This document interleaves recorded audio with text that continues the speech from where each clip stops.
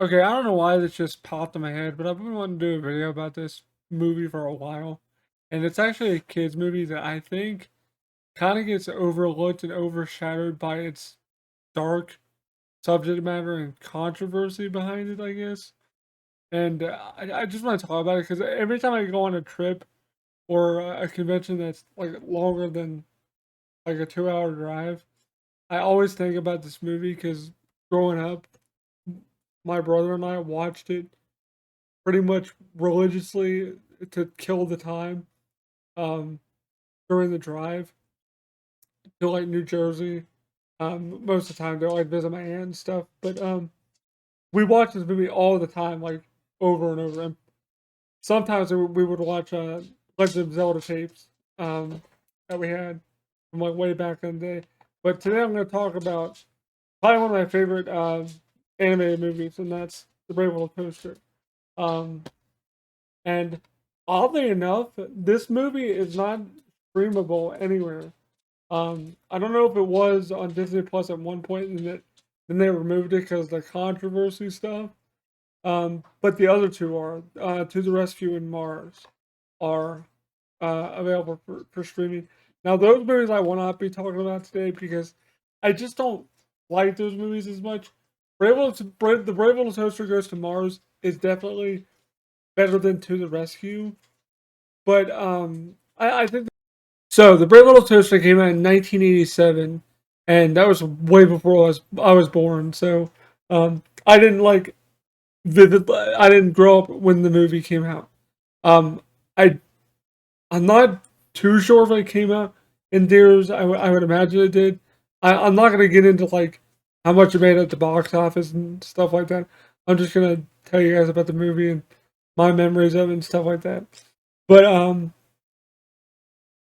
it's about a toaster, a vacuum, a radio, a lamp, and an electric blanket, and they live in this like cottage house, kind of in like a country area. It looks like, and they're waiting for their master to come back, um, because they've been I don't want to say they've been abandoned because that sounds really dark, but they've literally been abandoned by his family and um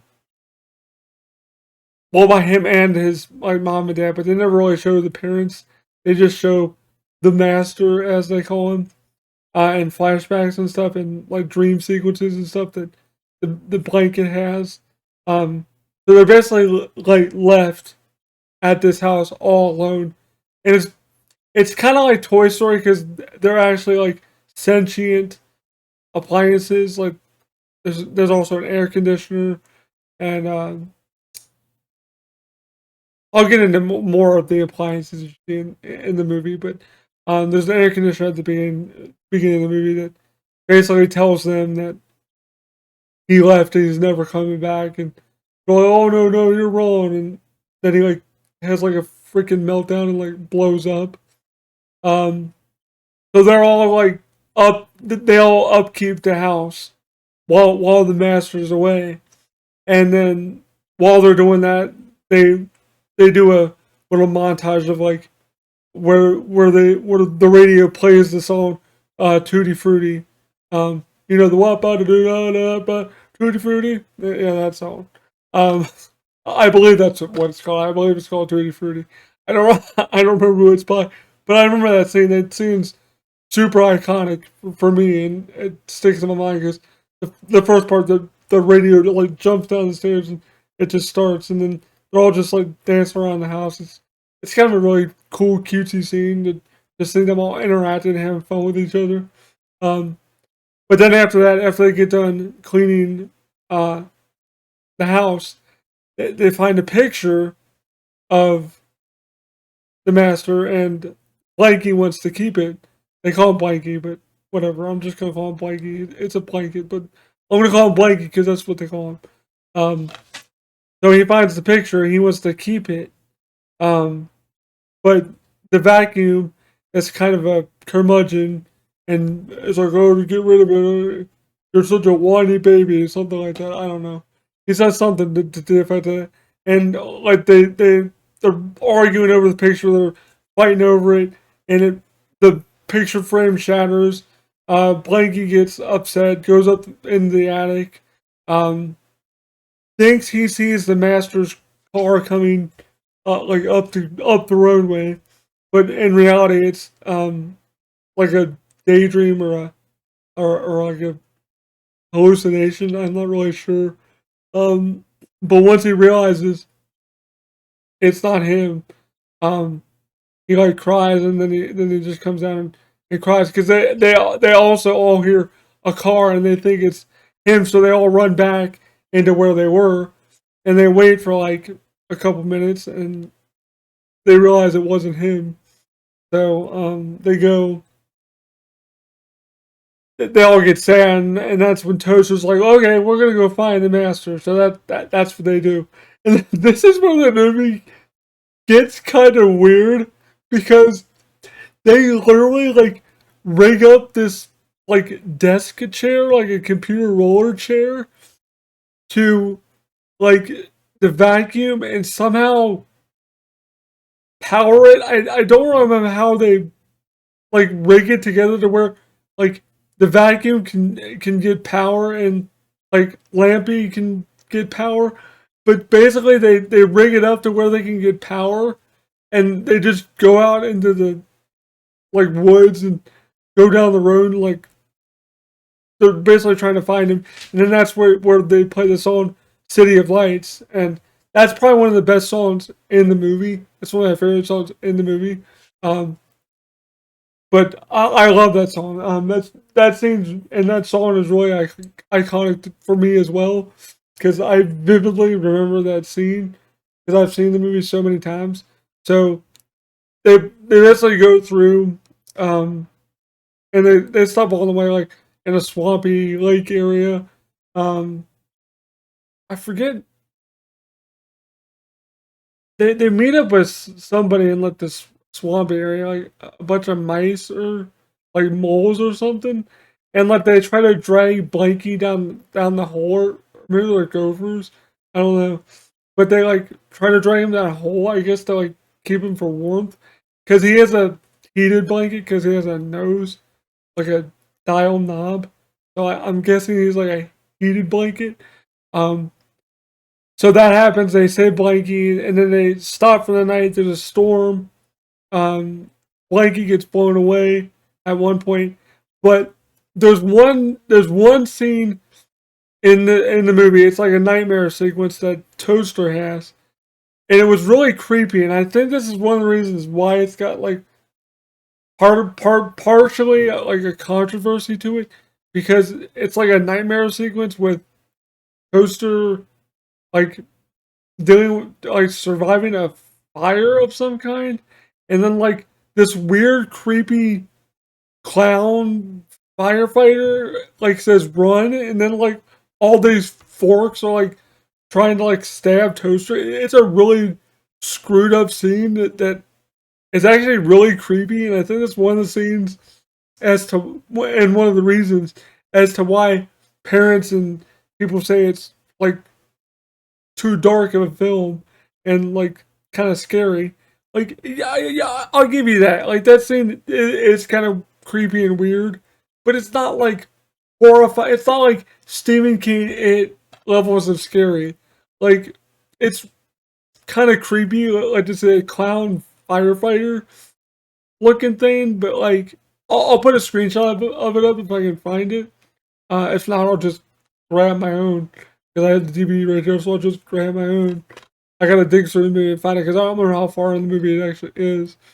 But but anyway, after that is when the blanket gets blown away, and then like they eventually find him, and then there's one part where the vacuum, Kirby gets like I don't want to say like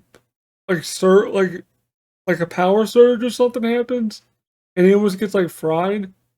Um, but that happens at some point. I don't know where exactly and when, but eventually they come across this old. I want to say old, but like an appliance like a used appliance store, like a fix-it shop, and they go into the back because the guy finds him on like the side of the road or something. And he picks him up and then takes him to the shop. And this is another part of me where I think it's kind of dark because they show all like in the back room. There's like all these mutilated appliances with all their parts and circuits and all this stuff taken out. And there's one part where they show, um, I forget what he's taking out of something. He's taking something out of something to sell to somebody as for a part or something. But the way they film it, like you see like the shadows of it, like you see him like cutting stuff, and it kind of gives the illusion of like blood and because the oil and the stuff like that and the fluids. So it's kind of a dark scene. Like I get it, like that scene's tough for kids today probably to like see, but I just don't get why those two scenes that I mentioned have the Brave Little Toaster in this like weird limbo to where it's not streamable because of a couple scenes. Like that's the only other scene I can think of. Maybe the end scene too with Toaster, but I'll get to that in a second.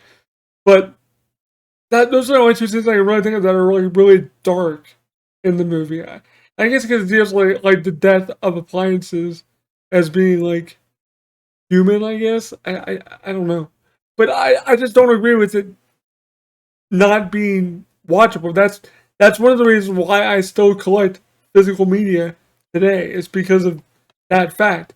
Because you literally can't watch it anywhere besides like YouTube or somewhere else that might, or like archive.org or something that might have it up for streaming. But who knows? Disney might get pissed one day and remove all those.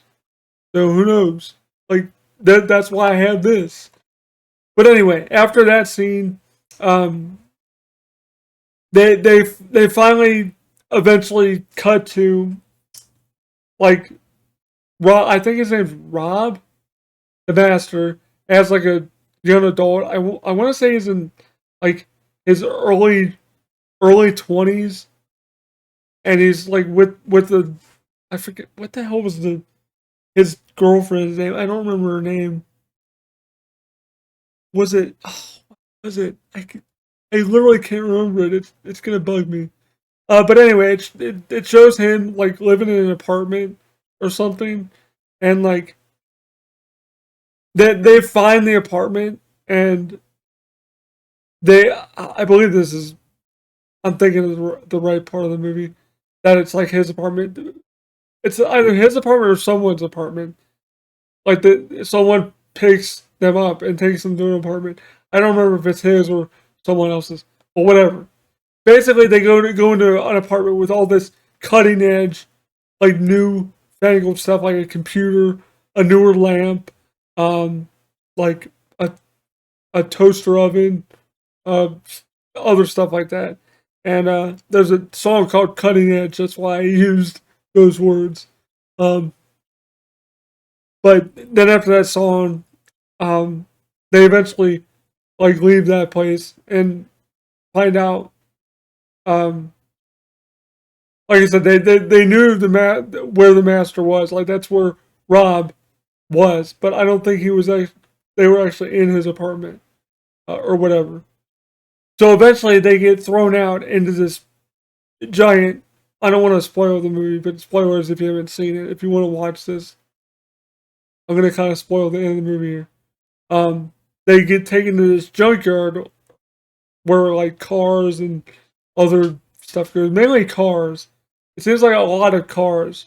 And they probably do one of my other favorite songs in the entire um, entire movie. And this song right here could maybe be why that I think the movie gets a kind of a dark controversy because it talks about like being worthless and being like I don't know, not good enough for because basically it's like the old cars saying they're worthless and all this stuff. You don't have to watch the movie. It's actually kind of sad to watch it because like it's kind of a poignant thing. Like some people some people can feel like that in their lives, and where you lose your purpose, your sense of purpose, and you feel kind of worthless. That's I think that's why it gets that dark connotation. Is because of that.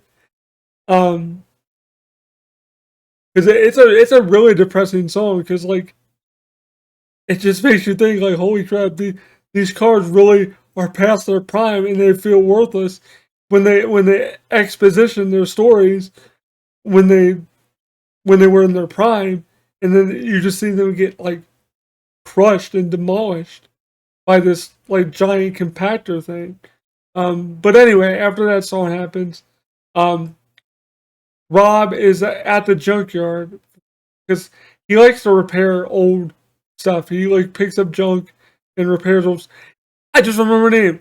Anyway, because I remember the scene now. It just popped in my head. Sorry, I lost my train of thought there. But he's picking up junk and he sees the blanket, the radio, and the lamp, and maybe the vacuum. I'm not sure. I don't remember if he sees uh, Kirby or not. But he's like, "Oh my God, Chris! I found all my old stuff. My blanket, my radio, my lamp." Blah, blah. Like he's all excited about it, and then like he gets hit by something to where he's like on the conveyor, and like he's like halfway knocked out, but like he comes to and he's about to get smushed by the compactor thing. So what happened is, now this part always got to me when I was a kid, and I'd probably still kind of tear up a little bit when I watch it because it's actually kind of sad. But it has a happy ending, by the way. But it is sad what happens. So Toaster sees that, and he jumps into the gears of the compactor thing, and basically kills himself, sacrifices himself to save his master, and like just totally gets demolished by these gears. But see, he saves Rob. Um, but then when I'm guessing Rob found the toaster in the gears or something, because he was probably looking what made it stop. They don't show because once it stops, he like goes, oh, and he sighs and he like puts his head down, and they just like fade to black, and then they they come back to where you see him like working on Toaster, and he's like fixing him, and he fixes him, um, and then he makes toast with him, again, and that's basically how the movie ends. It shows basically all his old stuff, getting repurposed in his new house, and I don't know. I don't get real emotional about it because it's just it's a really it's a really cool way to end it because like the toaster sacrifices himself, but in the end, his master saves him by fixing him because he doesn't like to see old things get thrown away or not used.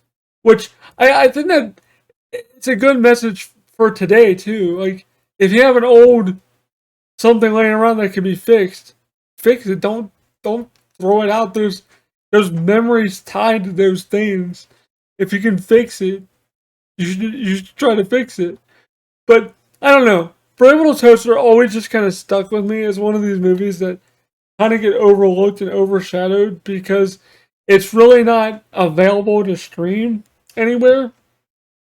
And I feel like it doesn't get the love it deserves because of its dark controversy. Like I said, yes, the movie has its like adult themes and like it kind of deals with death and like depression and like kind of like horror aspects, but overall, I think it's a worthwhile movie. If you grew up watching, you have kids. I know if I ever have a kid, or kids, I'm definitely gonna show them this movie when I think they're old enough, probably like 4 or 5 years old, like I was when I saw it, on VHS. Um, but I think it's a really cool movie to watch even today. It's sad that it's never got like a remaster or a Blu-ray release of like the trilogy of movies, because I would love for like a Blu-ray or even a 4K release of this movie with like better visuals, because I don't think the audio quality is super good on this DVD, and neither is the video. I don't think. I'm pretty sure it's kind of grainy, and oddly enough, I believe the Laserdisc is actually really good audio and possibly video quality as well. I also read doing research before I did this, that the PAL or German DVD might be better picture. But I don't know if it has English dialogue. I would assume it does, but I'm not sure. But I mean, this is probably dirt cheap, so like whatever. It's an old DVD. It's from like probably early 2000s. So yeah, I don't know. I just wanted to talk about this just because it's one of the movies that I really enjoyed as a kid, and every time I go on a long trip with my wife to a convention, like this past week when we went to North Carolina, I was playing Brave Little Toaster music on my phone because I have the soundtrack on my phone. I actually have the physical CD of it, um, and I was like, it wouldn't be a drive if I didn't play like City of Lights or B Movie or Worthless or Cutting Edge or something like that. So I always play them on like long car rides that we do if we go on a trip or something. I would always play those. So yeah, I don't know. I just have a lot of nostalgia for that. And anyway, let me know what you guys think about this movie. If you guys have seen it, if you guys haven't, uh, I highly recommend you look it up on Archive or YouTube or something like that, and try to find it because it is worth watching today. And I think it gets overlooked. So, like I said, let me know what you guys think about this video and about the movie. Uh, do you think it's dark? Do you think it deserves the controversy it gets? Let me know in the comments what you guys think. But I don't think it does. But you know what? Whatever. I love the movie, and hopefully you guys do too. Anyway, hope you guys enjoyed this video. Thanks for watching. Shout out to my Patreon supporters for supporting the channel. Shout out to my my top patron people: Matt Y99, Reaper7734, Idle Cow, AJ Gottawa, Oliver Frederick, Joel Adfey, It's Me, Charliz, Joe, William Swift, Griff17, Charlie McKean, Reverse Security, Zoo Hall, Artistic Tomahawk, Relay Ab, Just Drew, Ari Monsane, HHG Fan, George McConnell, Elliot Scott, Benjamin Tellian, the Benjamin Tellen, Matt McLuisaro, and Dude. Thank you guys so much, and thank you guys for supporting my memberships as well. Don't want to forget about you guys either. But thank you guys so much. Hope you guys enjoyed this video. Thanks for watching, and please, please go check this out. Give this movie a chance. It's really cool. I love it. I hold it near and dear to my heart. I hope you guys will give this movie a chance. So go check this out. Hope you guys will watch it and enjoy it. Let me know what you guys think about this movie. Anyway, that's it for this video. Peace.